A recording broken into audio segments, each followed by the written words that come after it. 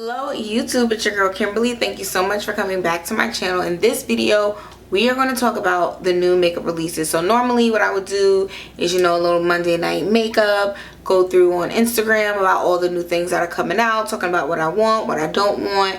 But you know, unfortunately my schedule has been hectic lately and I haven't really had time to go live as much as I'd like to. So what we are going to do is just talk about it in this video. So please jump in the comments below. Let me know what makeup you want to get, what perfumes, what hair stuff, what are you seeing that's kind of piquing your interest, that you're interested in, whether it's mentioned here or not. Let me know, because I'm always looking for suggestions.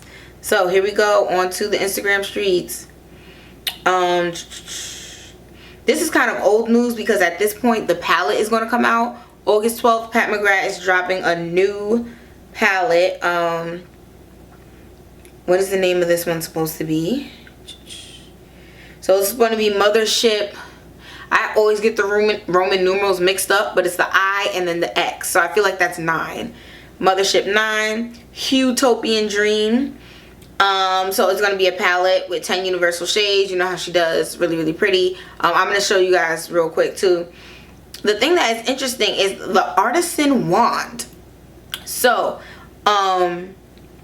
it's mixing liquid in a pen that you just take the pen, put it on the shadow, it mixes and makes it more metallic, and then you could put it on your eye. Really cool sounding. And it's coming out August 12th. So let's go into the pictures. So this was like the product image. Oh, also this is Makeup Crazy. I'll try to put their account in the description box, but that's like one of the accounts that I look for like all the new makeup launches and stuff. Sorry, because of the ring light, I'm gonna have to tilt the phone like this. But so that is the launch picture. It looks super cool. I'm excited. I'm gonna probably try and get it. Pat McGrath eyeshadows are amazing. The palette prices are $125 usually, so I understand why some people are just like, ugh, I can't do Pat, because trust me, I totally get it. What is it, Natasha Denona with those $180 palettes? I'd be like, that's just a little bit extra and it's too much for me. So I totally get it, but for me, it's a really great product that works great on melanated skin, so I'm definitely gonna get them. So of the shadows, 4 of them are these Blitz Astral shadows, which can be worn wet or dry, and they'll give you that real metallic look. And then there's 4 cream shadows that can help add depth, build structure, and sculpt the eye. So that is from the little product picture like that. So love those. So I'm probably gonna get that palette. What else came out? Oh no, there's a whole bunch of stuff I don't care about. There are so many brands that just whew over my head. Not to say that it's bad or that it's good, but I'm just so not interested in it. When it comes to celebrity makeup, I'm so hard on these celebrity collections.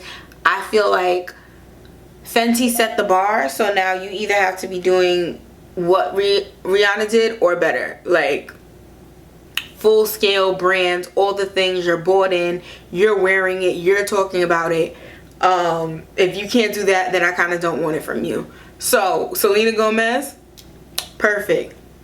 I haven't bought any Rare Beauty because I'm still a little skeptical on the colors. I just always feel like it's not like they're plain.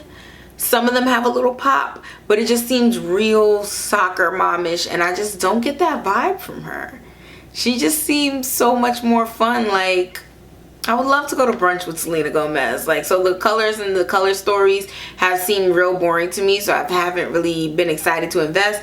But you know what, maybe this holiday I will see if I can. There was a lip kit that I wanted from her with like, it had like a bright peach coral color and then like a deeper berry color, but then it has sold out. So I'm gonna see again maybe for the holiday collections or whenever she does her next launch. If there's like a collection or a set, I might try to get it, because she did it right. She came out with the full, all the things, all the colors, and was really not just pushing it in a PR way, but like, y'all know I wear makeup, we talk makeup, look at me and my makeup, and I appreciate that. So let's keep going. So that's why the other collections, if the celebrities aren't doing that, I'm not really going to talk about them. ColourPop. ColourPop is launching palette after palette after palette as they usually do. But these are the nude collection.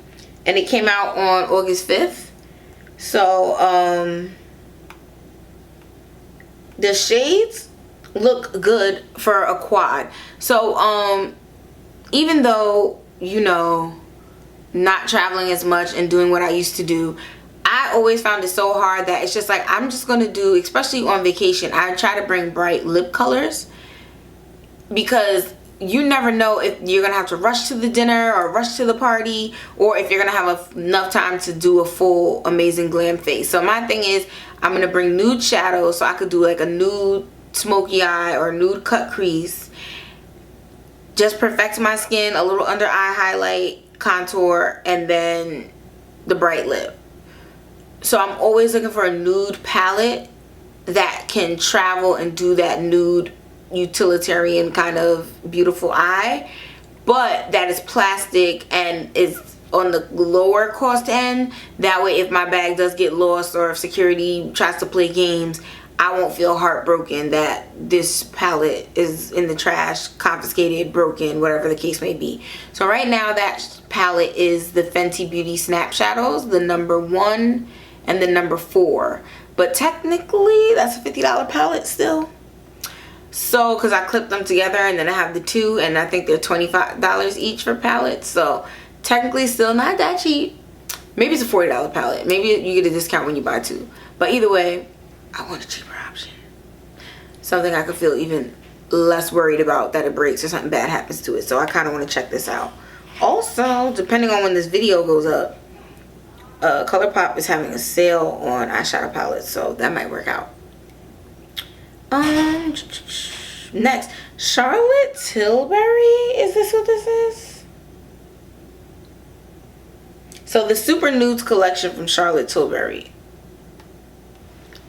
So it's actually funny, on the trip when I went to London, that was the first time I saw Charlotte Tilbury in Harrods, and I very distinctly remember that nobody of a dark or deep melanated complexion was included in the marketing materials, and that it was very clear that the person of color who they did have is like, she's the one, and she's like racially ambiguous, so whether you're Latinx, Black, Asian, it's just her. So she's gonna represent everybody. So there you go, there's the one chick. And I was just like, London is a pretty diverse city. I just don't see that this is what somebody who is supposed to be a big celebrity makeup artist from here is giving us. So I didn't pay no mind after that, and then all of a sudden it was like Charlotte Tilbury at Sephora, and I was like, oh, okay, whatever. But yeah, so since I have been trying to find, she has one color, it's like Pillow Talk.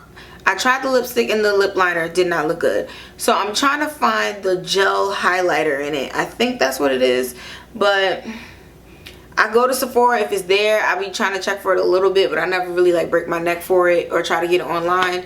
So I don't know. How do you guys feel about Charlotte Tilbury? Do you like it? Are you checking for her? I feel like I don't see enough people talking about her compared to the hype and the product placement that she gets in these Sephora emails. So just curious, what do you think about Charlotte Tilbury? Do you wear her? Do you like her? What's your thing on that? Yeah, it's like a shimmer palette, I'm guessing. It's a face palette, an eyeshadow palette, lipsticks, and then a double-ended eye pencil. I mean, I'll show the picture again. I know that I am partially nostalgic because I started wearing makeup in 2009, 2010, and I miss those big collections that had a lot of thought and design and storyboarding and just thought put into them. Like, it used to be the Moving Roses collection to represent like women who were transitioning into new phases of their lives, and here's 4 women who are profiled and they have the looks, and here's how to create it yourself. And there used to be so much marketing and education and big pushes behind these extensive collections with 4 lip glosses, 5 lipsticks, a new foundation, a new setting powder, a new eyeshadow palette with a new eyeshadow formula. Like, there was so much, like, companies used to put so much research and design and money and time behind these collections that when it came out, of course it's going to sell out because there's something for everyone. Now if you make a collection and there's only 1, 2, 3, 4 things, like, how am I supposed to find the thing that speaks to me, you know? So I don't really like that. Oh, Beauty Blender came out with some blushes. That's another company I want you guys to talk about. Charlotte Tilbury and Beauty Blender. Beauty Blender, first of all, the blenders are different. The first black beauty blender that I ever bought, and you compare it to the ones now, it's 2 different products. And I wish they would have just delineated it instead of, not delineated, that's the wrong word. I wish they would have differentiated the 2 types of beauty blenders instead of just changing it completely. So the old beauty blender was more spongy, but then of course people complained that it was soaking up your product, but it was better at blending and it was more lightweight. Now the beauty blender is super dense, but it's harder to clean and it doesn't function the same. So I'm like, why couldn't you just make Beauty Blender super silky and not super silky, Beauty Blender spongy, and like Beauty Blender solid or something, so that way everybody could get what they wanted and it would just be 2 different products. But they're coming out with a blush. When they came out with their foundation, I was like, no. I seen it, every beauty guru from here to Mars had it, and they were just trying to tell us like, oh, dipping your same beauty blender into this same dirty pan where the foundation comes out, of course that's cool. Like, hygiene what? No, just do it. And I was like, no, I'm not buying that. So I specifically never bought the foundation. Same thing with the blush. I understand if you're gonna come out with a cream blush, now is the time, because cream stays, doesn't transfer on the mask. So cream products are having a moment. You're going to see cream bronzers, cream blushes, even into the holiday collections. I fully expect to still see cream, because that's what's staying placed and what's not transferring. I literally went out last night, did a full like beat, covered my face with powder, put on my mask, and when I got to the function, it looked like there was chocolate smeared all in my mask. I was like, ooh, so much for this not transfer. But that's because of the way I applied it. I played myself, but I still looked cute. So yeah, I don't know. Beauty Blender, what are y'all doing out here? Maybe come up with new sponges and stay in your lane. Leave the makeup alone. Leave the makeup to the makeup girls. So that's Beauty Blender. Are there any other collections I want to talk about? There are popping up a lot of, they're not no-name makeup brands, but like names that I just haven't really known about, and they're doing all these collabs. So there's Wet n Wild is Saved by the Bell, so that kind of makes sense. I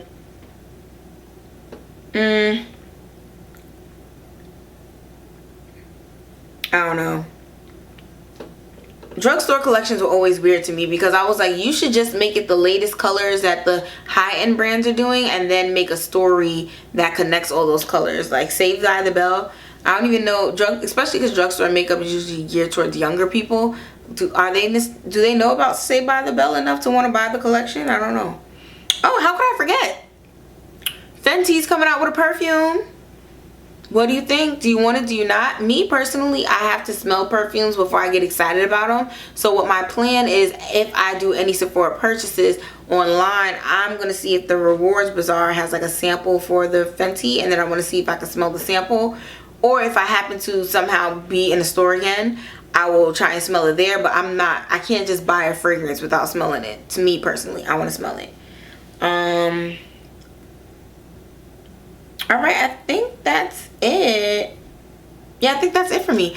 So those are the new makeup collections coming out. I'm very sad in terms of my own personal makeup situation that my tan is disappearing. So as you can tell by my skin color from my last couple of videos, I am going back to my winter shade, unfortunately. I just have not been able to spend enough time outside to really get to where I want to be and to stay like that. But we'll see. I'm going to keep trying.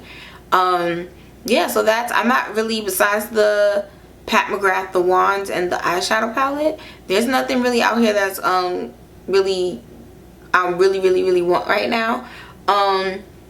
Just to put it on your radar, not to tell you what to do, but the VIB sale for Sephora, 20% off, is coming up in November. I know it seems like a long time from now, but you know, if you want to start putting your little acorns to the side and then get that bigger item when it's on sale, this is going to be kind of the time to start doing that, in my mind anyway, because the summer collections are gone. What I'm seeing from fall collections is not changing the game, so I'm like, what's coming up for holiday? That has to be it. Maybe everybody's skipping fall because they know that people are going to be worried about back to school and what's going to happen and trying to figure out their lives, because we're transitioning to like a different way of life now, like every couple of months. So I think that everybody's going to put all their eggs in the basket of the holidays, because they know people spend money for the holidays. They're like, y'all might cut back in the fall, but when Christmas comes, y'all going to go all out, so let's do that, you know? So think about it. If you want that Clarisonic brush, that microdermabrasion device, the skin toning Clarisonic little metal balls, anything that costs more than $200, $300, start thinking about it, because when that 20% comes around, you don't want it to roll up on you. Some Pat McGrath palettes, maybe. Some Natasha Denona, I don't know. She's not really my wave, but maybe.